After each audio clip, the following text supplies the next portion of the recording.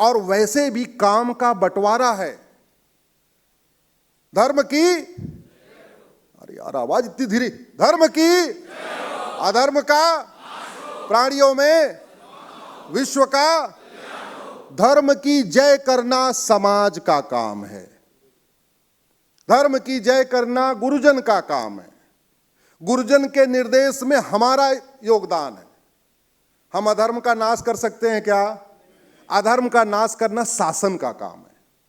ये जो वेतन भत्ता, गाड़ी बंगला, free air ticket, free rail ticket, आजीवन पेंशन दी जा रही है सांसद विधायक को, वो मौज मस्ती करने के लिए थोड़ी। भारत के एक एक खतरे पे चर्चा करके उस खतरे पे दुनिया के देशों में कैसे उस खतरे से निपटा गया, उसके हिसाब से भारत के नियम कानून को बदलना, सिस्टम को बदलना, तब जाके भारत की डेमोग्राफिक इम्बैलेंस रुकेगा। तो वो तभी हो सकता है जब आप घूमने जाओ चाहे ना जाओ, परिवार को टाइम दो चाहे ना दो, लेकिन सप्ताह में एक दिन अपने सांसद विधायक से मिलो और सामूहिक रूप से मिलो और उनको बताओ ये समस्या भारत में है, चीन में क्यों नहीं है। उनको खोदो, उनको कुरेदो, उनको उकसाओ। अरे बहुत करेंगे, आपसे बातचीत नहीं करेंगे, अगली बार नहीं चाय पानी पिलाएंगे तो कोई बात नहीं, नहीं पिलाएंगे मत पिलाए। आप कौन से चाय पानी के लिए परेशान है कि नहीं मिलाएंगे तो नहीं दिक्कत आएगी। याद रखिए, संविधान की शपथ लेने वालों का कर्तव्य है कि वो देश को सुरक्षित बनाए। आप लोग बड़ी बड़ी कोठियों में रहते हैं, मुझे पता है आप बॉम्बे की सबसे एलिट एरिया में रहते हैं। आप चोरी झुग्गी में होती है, हवेली में होती है? जोर से बताइए जरा। अगर धारावी वालों को एक एक घर पे कब्जा करने का मौका मिले तो कहां जाएंगे वो? थाना जाएंगे, माटुंगा जाएंगे और बसई बिरार जाएंगे? आपके एरिया में आएंगे, कहां आएंगे?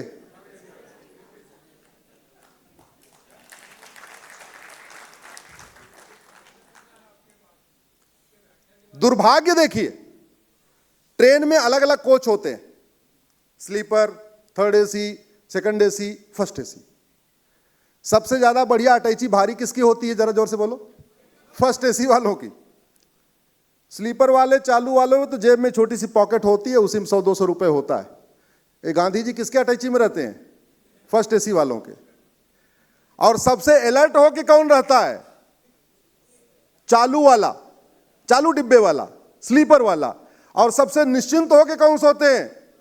फर्स्ट एसी वाले। आप लोग फर्स्ट एसी वाले हो,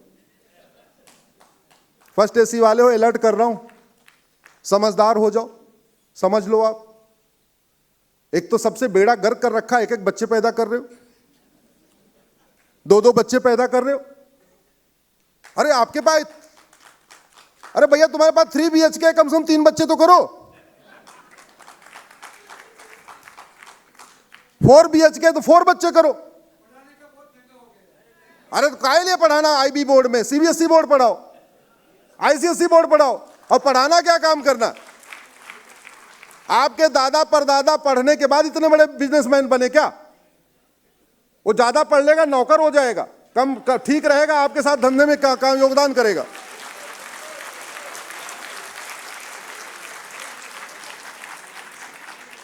ज्यादा मत पढ़ाओ, IB बोर्ड पढ़ाओगे अमेरिका भाग जाएगा, बुढ़ापे में यहां रहेगा नहीं। थोड़ा कम पढ़ाओ, अपने धंधे में लगाओ उसको।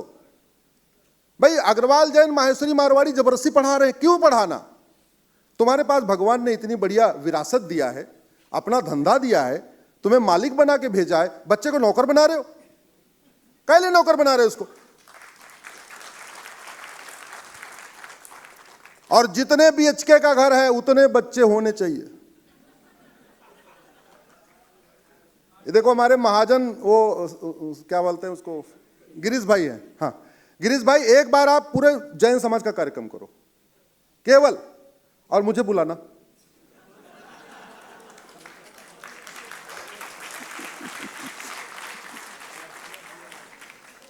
मैं मजाक नहीं कर रहा हूं, मैं बहुत सीरियस कह रहा हूं।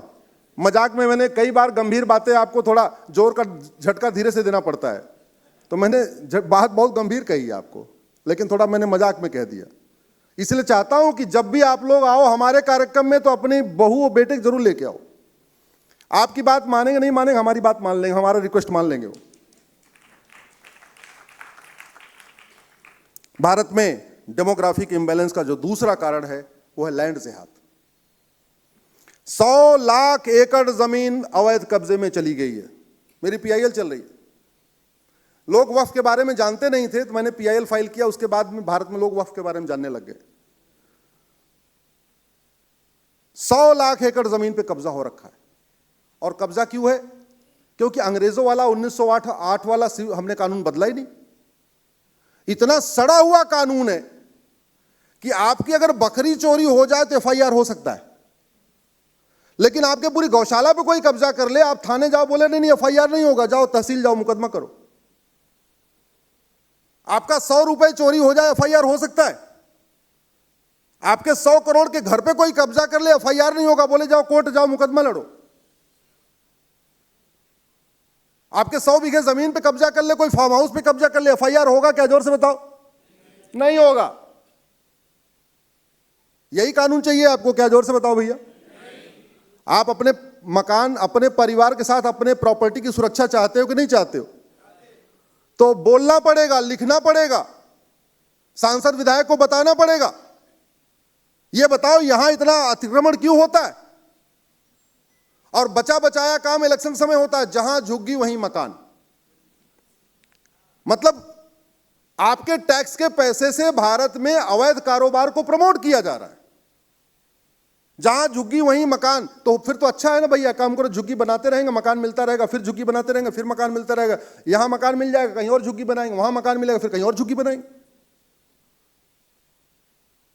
आप लोग टैक्स दे दे के ना, मैं कह रहा हूं कंगाल हो जाओगे, तब भी इस देश से कर्जा नहीं उतार सकते हो। मेरी पीआईएल चल रही है फ्रीबीज के ऊपर। जब मैंने पीआईएल फाइल किया था 150 लाख करोड़ का कर्जा था, अभी मैटर कोर्ट में चली रहा, अभी 250 लाख करोड़ का कर्जा हो चुका है। और केवल मेरा बेटा 1.5 लाख के कर्जे में नहीं, आपका बेटा भी 1.5 लाख के कर्जे में। भारत का बच्चा 1.5 लाख के कर्जे में। क्यों? क्योंकि जो समझदार लोग हैं वो बोल ही नहीं रहे, जो समझदार लोग हैं वो लिख ही नहीं रहे। जब बोलेंगे नहीं, लिखेंगे नहीं, तो सांसद विधायक उसको संसद विधानसभा में उठाएंगे नहीं, और जब उठाएंगे नहीं तो समाधान नहीं निकलेगा। समाधान तो तभी निकलेगा जब वहां बोलेंगे। भारत में लैंड जिहाद के कारण लोग पलायन कर रहे हैं। मैंने कई ऐसे स्थानों पे देखा, अच्छी खासी टाउनशिप थी, बगल में वहां झुग्गियां बनी, बांग्लादेशियों ने बनाई, रोहिंग्याओं ने बनाई, और भी पाकिस्तानियों ने बनाई, अफगानिस्तानियों ने बनाई, कुकियों ने बनाई, और धीरे धीरे वहां उत्पात मचाया, वहां अपराध बढ़ाया, और जैसे ही अपराध बढ़ाया, लोग सस्ते मद्दे दाम में बेच के निकल गए। ये रुकना चाहिए कि नहीं रुकना चाहिए? ये तभी रुकेगा जब भारत में एक भारतीय संपत्ति संहिता बनेगी, जमीन पे कब्जे को अवैध सीरियस क्राइम डिक्लेयर किया जाएगा। जो जमीन पे कब्जा करेगा उसको कम से कम 10 साल की सजा का प्रावधान होगा। अच्छा, हमारे पॉलिटिशियन बड़े कलाकार हैं।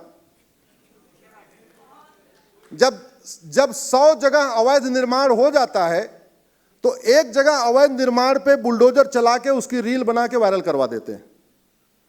दिल बहलाने के लिए आपको बड़ा अच्छा लगता है, अच्छा बुलडोजर तो चल गया। अरे भैया, वो जब 100 बना तब एक पे चला है। उत्तराखंड में जब 100 मजार बन जाती है तब एक मजार टूटती है। हिमाचल में जब 100 दरगाह बन जाती तब एक दरगाह टूटती है। इसको रोकना पड़ेगा। रोकेंगे तभी जब संसद में इसके ऊपर कानून बनेगा। तीसरा बड़ा कारण है डेमोग्राफिक इंबैलेंस का, है वह घुसपैठ। 2017 में मैंने पीआईएल फाइल किया था घुसपैठ के ऊपर, और मैंने राज्यवार आंकड़े दिए थे कि भारत में 5 करोड़ घुसपैठिए रह रहे हैं। 5 करोड़। जब मैंने कहा तो जज साहब को विश्वास नहीं हुआ। अच्छा, कई बार हमसे थोड़ी हमारी कैलकुलेशन भी गड़बड़ हो जाती है। हमने जब वक्फ वाली पीआईएल फाइल किया तो मैंने कहा था भारत में 10 लाख एकड़ जमीन पर अवैध कब्जा है, वक्फ बोर्ड ने कब्जा किया हुआ है। उतने से ही जज साहब लग रहे थे नहीं तो हम कुछ ज्यादा ही बोल रहे हैं। समाज को भी लग रहा था कि हम बहुत ज्यादा बता रहे हैं। ये तो मैं धन्यवाद दूंगा, जब वक्फ एक्ट पे बहस हो रही थी तो गृह मंत्री जी ने बताया कि 40 लाख एकड़ जमीन पे कब्जा है। हमने कितना बताया था और गृह मंत्री जी ने संसद में कितना बताया? ऐसे मैंने एसआईआर की पीआईएल फाइल किया तो मैंने कहा भारत में 5 करोड़ फर्जी वोटर है। तब भी ज्यादा लग रहा था लोगों का, अरे मैं तो छोड़ रहा हूं, मैं तो लंबी लंबी फेंक रहा हूं। अभी केवल 12 राज्यों में एसआईआर हुआ है और 13 करोड़ फर्जी वोटर कट चुके हैं।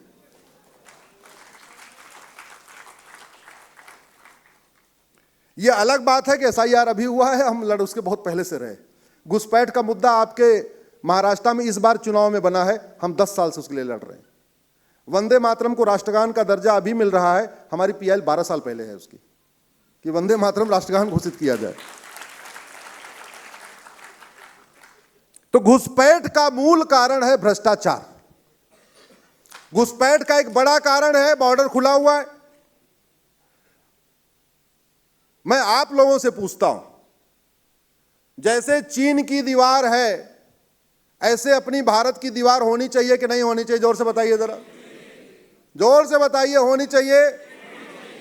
और अगर भारत की दीवार बनाने में आप लोगों से थोड़ा सहयोग मांगा जाए तो आप देने के लिए तैयार हैं? हाथ उठा के बताइए, तैयार हैं? मैं सरकार से निवेदन कर रहा हूं, आप 1% सेस ले लीजिए भारत की दीवार बनाने के लिए, लेकिन जैसे चीन की दीवार है ऐसे भारत की दीवार बनाइए।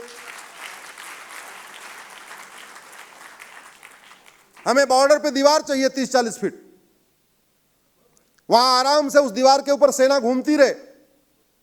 हम लोगों को मन करे जैन परिवार, माहेश्वरी परिवार को अपने बच्चों लोग थोड़ा घुमा भी ले, हम भी देख ले।